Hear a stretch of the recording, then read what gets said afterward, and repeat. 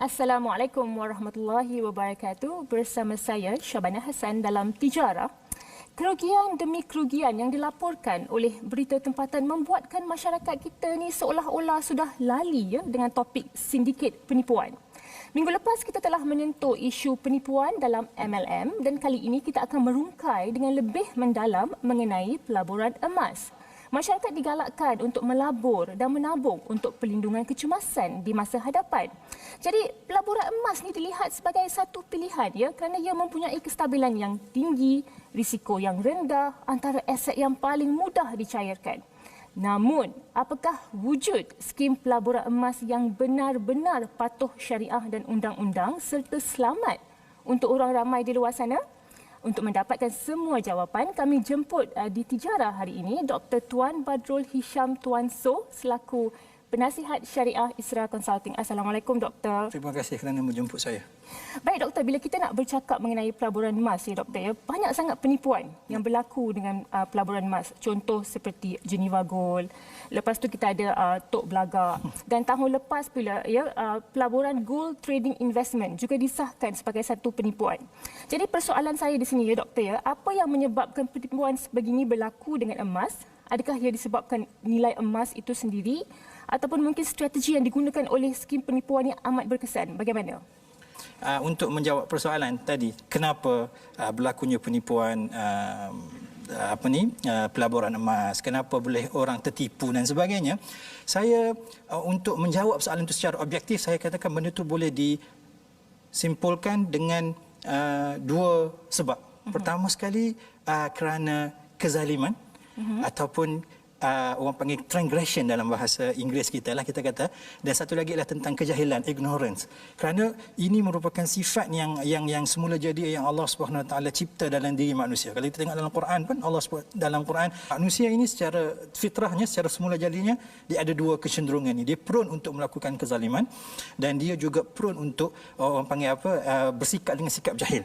So kita katakan bila mana adanya sifat benda ni, bila mana dia tidak dikawal dengan kawalan yang sempurna, sama ada dari sudut takwa ataupun iman, dan kemudian dari sudut pengetahuan dan maklumat yang mencukupi, manusia akan sangat-sangat mudah untuk terjerumus, sangat-sangat mudah untuk orang panggil dimanipulasikan perasaan ataupun keinginan untuk mendapatkan sesuatu yang lebih daripada apa yang sepatutnya, dan mudah untuk terpedaya dengan janji-janji manis.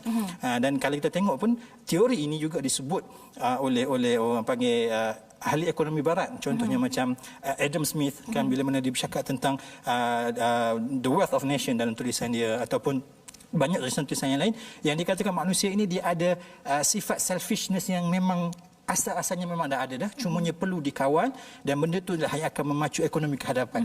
Apabila berlakunya orang panggil ke mana-mana hiccup dalam isu mengawal, sama ada orang panggil greed ataupun keinginan untuk mendapatkan benda yang lebih daripada apa yang dia mahu, ataupun dia orang panggil jahil dengan apa maklumat yang sepatutnya dia dapat, maka dia akan mudah untuk tertipu. So kalau kita tengok cerita scam ni ataupun cerita penipuan pelaburan, dia tidak eksklusif dalam isu gold semata-mata, bahkan dia ialah cerita yang malar segar daripada zaman dulu, dan dalam banyak-banyak bentuk. Dulu kalau kita ingat tahun 90-an kita ada cerita Pak Mantelo, walaupun dia tak melibatkan emas secara langsung, dia melibatkan scam penipuan pelaburan, Ponzi scheme dan sebagainya.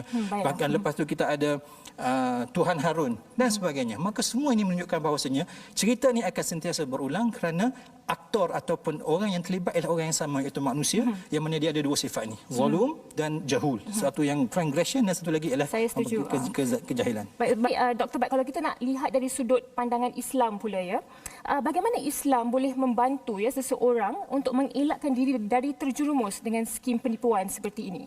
Baik, kalau kita relate dengan jawapan saya yang pertama. Kita kata masalah berpunca daripada sifat manusia itu, ataupun penyakit itu ada dalam diri manusia, iaitu manusia ada kecenderungan untuk melakukan kezaliman, untuk bersifat tamak dan sebagainya, dan manusia ada kecenderungan untuk berlaku dan bersifat dengan sifat jahil ataupun ignorance.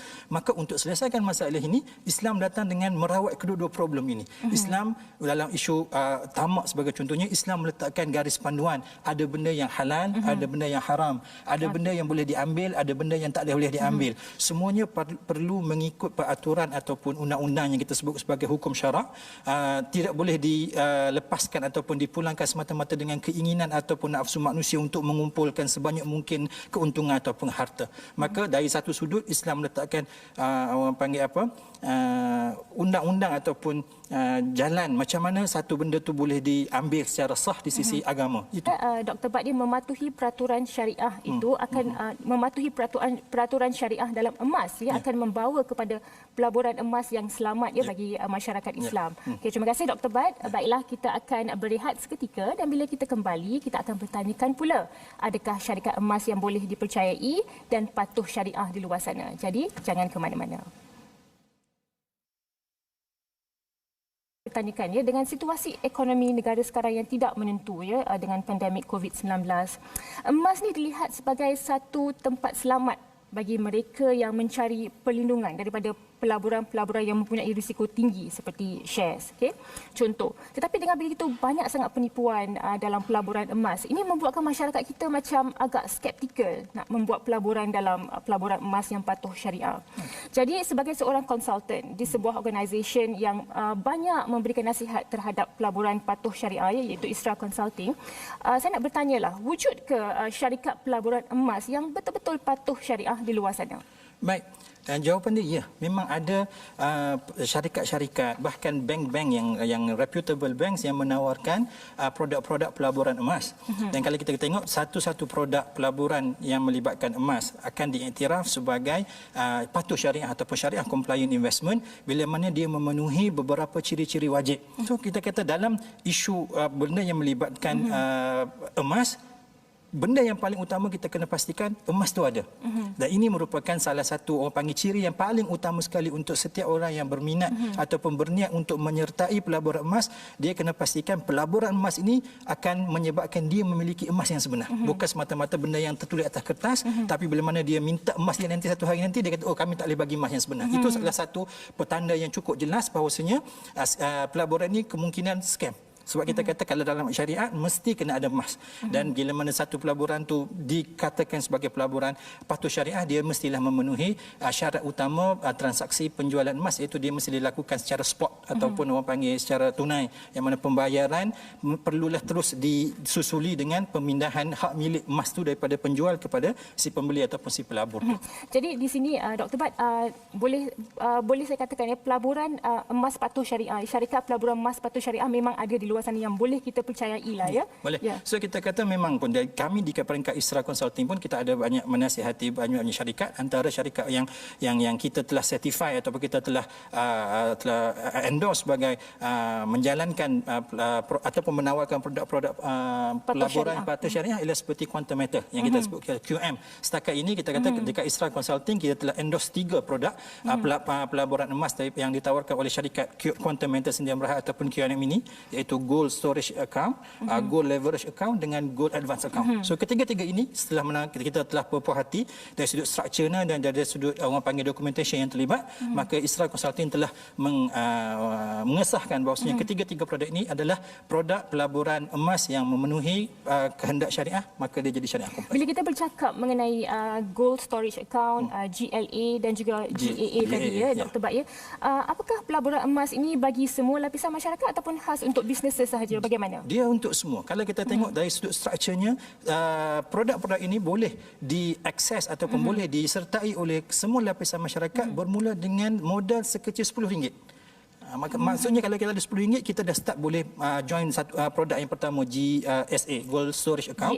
Dan untuk kita participate dalam GLA dan GAA, dia punya prerequisite requirement dia adalah kita kena ada GSA dulu. Maka untuk start masuk dalam GLA dan GAA, kita kena masuk GSA, dan GSA ni macam saya sebut tadi boleh disertai dengan modal serendah RM10 pun. Maka dia boleh disertai oleh orang perseorangan walaupun tak modal tak banyak, dan dia juga QM sendiri pun telah bekerjasama dengan banyak reputable bank seperti Bank Muamalat dan sebagainya yang menyebabkan dia sesuai untuk orang panggil disertai oleh semua lapisan masyarakat.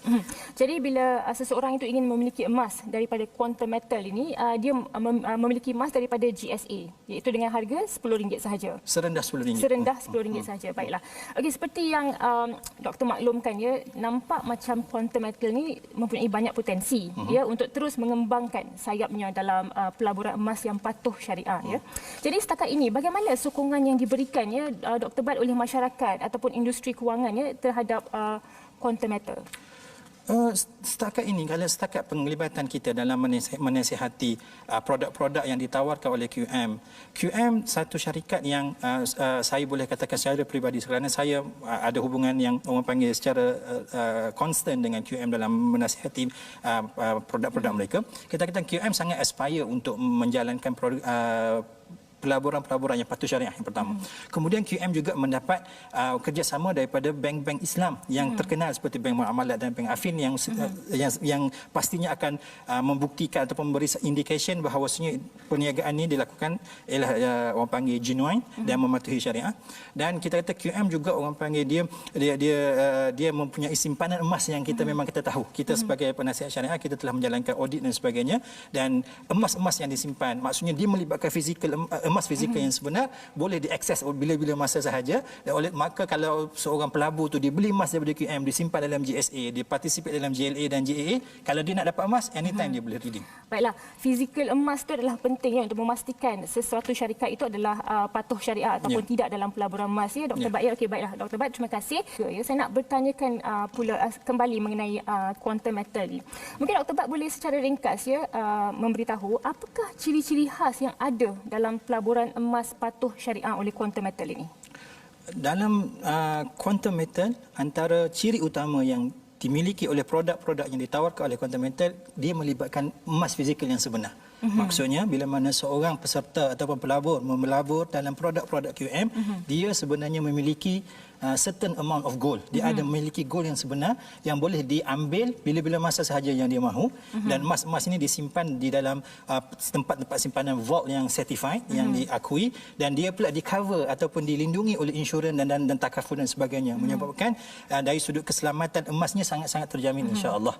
Dan yang kedua kita tengok QM sebagai orang panggil operator kepada pelaburan ini, dia bukan setakat mengajak orang supaya memiliki emas melalui GSA tadi, Gold Storage Account, dia juga menyediakan ekosistem. Dia ada GSA untuk memiliki emas, dia ada GLA, Gold Leverage Account, untuk memberi pembiayaan orang supaya boleh beli emas.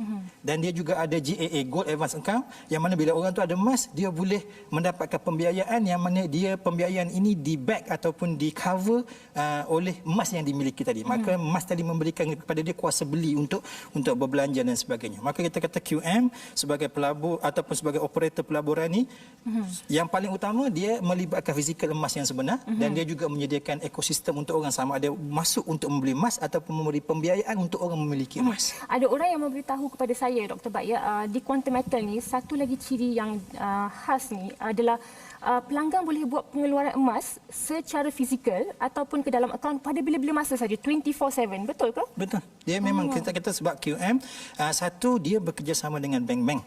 Maka pelanggan-pelanggan yang membeli yang berurusan dengan bank yang bekerjasama dengan QM boleh mengeluarkan emas tadi dekat mana-mana cawangan bank yang terlibat. Dan dalam masa sama QM sendiri, yang setakat yang saya info yang saya ada, dia ada 5 cawangan yang mana customer di seluruh Malaysia sekiranya dia nak buat keluar pengeluaran emas fizikal ni, dia boleh pergi ke mana-mana cawangan yang 5 ni, dia boleh ambil emas dia 24/7. Baik, okay. Terima kasih Dr. Bad. Okey, secara ringkas, Dr. Bad, saya nak bertanyakan mengenai isu kunci harga untuk beli emas ni, ya. Seperti yang kita maklum, emas ini mempunyai hukum syariah yang agak ketat, sama seperti mata wang, di mana sebarang penangguhan baik dari segi harga, bayaran ataupun juga serahan tidak boleh berlaku. Jadi, bagaimana pula dengan kaedah kunci harga untuk beli emas ni? Contoh, ada orang dia akan kunci harga emas pada hari ini dan bayar harga tersebut selepas beberapa hari. So, kalau kita lihat di situ ada penangguhan, bagaimana? Macam Puan Syahbana sebut tadi, betul. Kita kata bila kita bercakap tentang emas, antara syarat dia tadi, kita kata urus niaga perlu dilakukan secara spot. Seperti mana Nabi kata, fa idza ikhtalafat hadhihi asnaf fabi'u kaifa syi'tum idza kana yadan biyadin.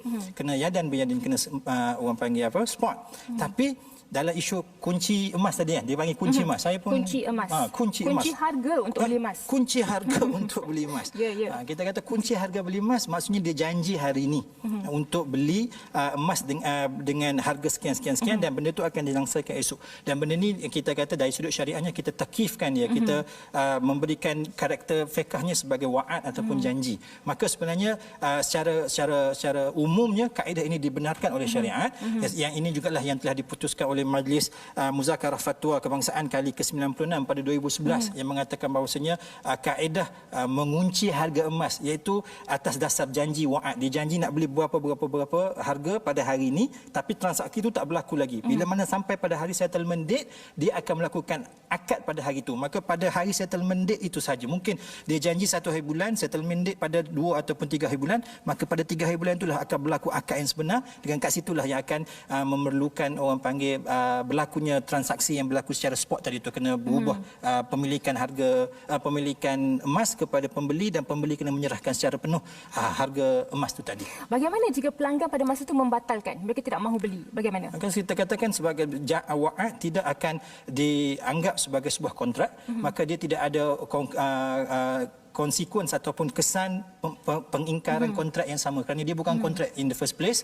Cumanya kemungkinan dia akan melibatkan kerugian di pihak di mana-mana pihak, yang mana kerugian ini akan dibenarkan untuk dikompensate atas basis one to one lah. Maksudnya dia tak boleh ambil keuntungan apa-apa langsung.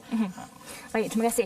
Kita telah pun hampir ke penghujung rancangan ya, Dr. Bak. Secara ringkas ya, Dr. Bak, bagaimana kita boleh meyakinkan masyarakat ya terhadap pelaburan emas ini, kerana mungkin dengan banyak penipuan yang telah berlaku ya, masyarakat agak skeptikal nak melaburkan duit mereka ya, duit susah mereka ya, ke dalam pelaburan emas. Jadi bagaimana kita boleh meyakinkan masyarakat, Doktor?